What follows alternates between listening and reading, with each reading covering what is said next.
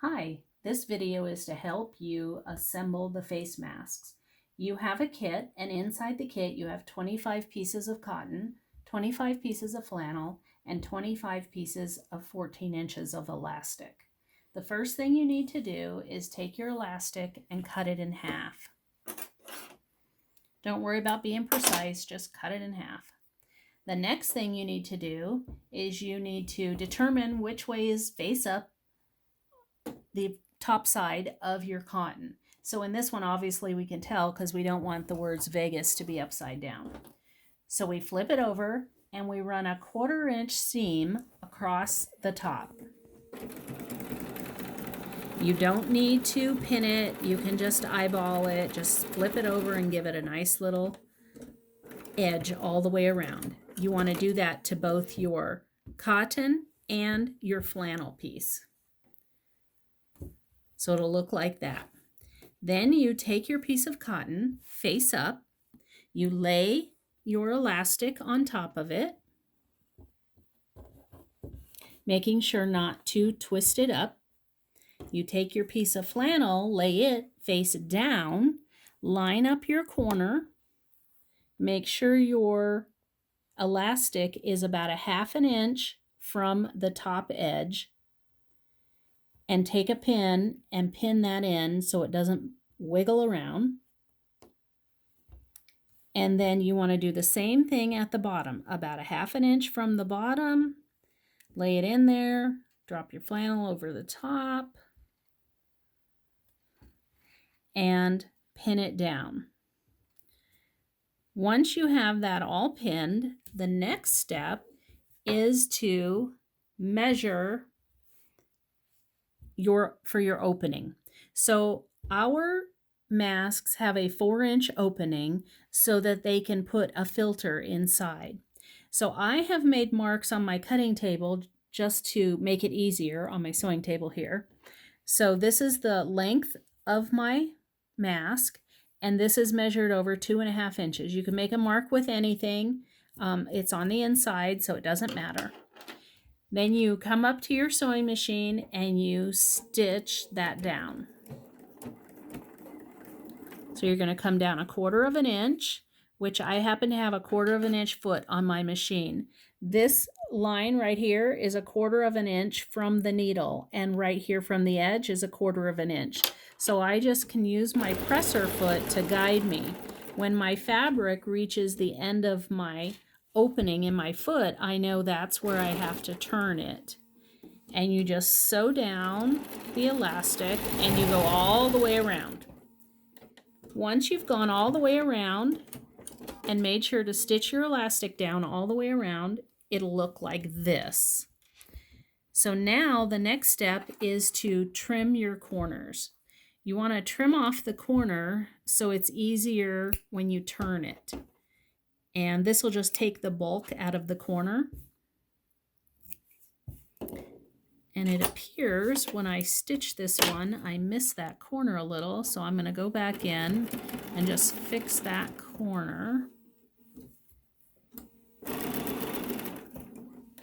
And remember, it's on the inside, so you're not going to see that. So the next thing you want to do is flip it over and push your corners out.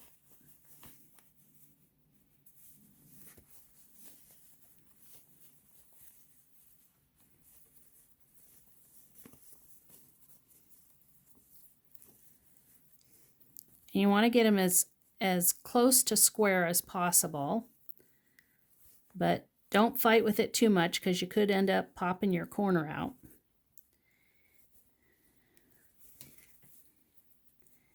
If you're a quilter, you may have this handy little tool called a purple thing, and it's easy enough to go in there, and that's exactly what this is used for, is to push your corners out.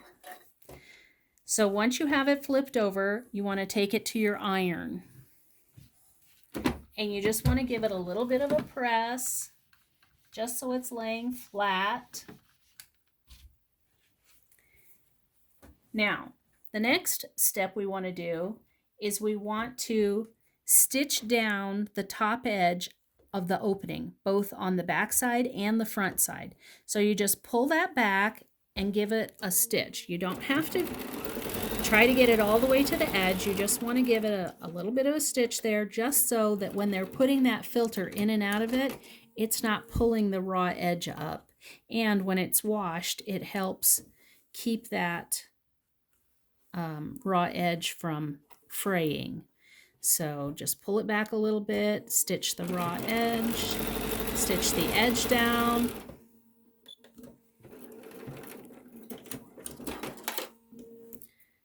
And you're going to have some strings to chip off. Now, the next step is putting in the tucks. So the first thing you want to do is you grab the fabric and you push it in with your thumb as you're pulling it over. And that's how you make the tuck, and you pin the tuck in. So we're going to switch to this one. So you push it in like that. You put the tuck in, pin it. Then you do the other side. You push the tuck in and you just nestle them all together and you pin it down. And if you don't pin it down, when you come stitching around, because I've tried this, they'll slip out and your tucks won't be nice little tucks, and it will not fit correctly on the face. So you start where that opening is that you sewed originally, and you come down 1/4 of an inch, and you're going to do 1/4 of an inch top stitching all the way around. So you come to the edge, then you go over your tucks, which you might have to help it a little bit because you're talking several layers of fabric there.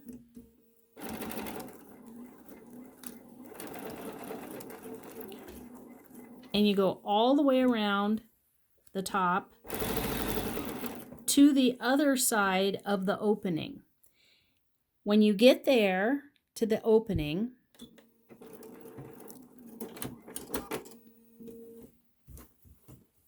you turn around, you turn it around, and you come back.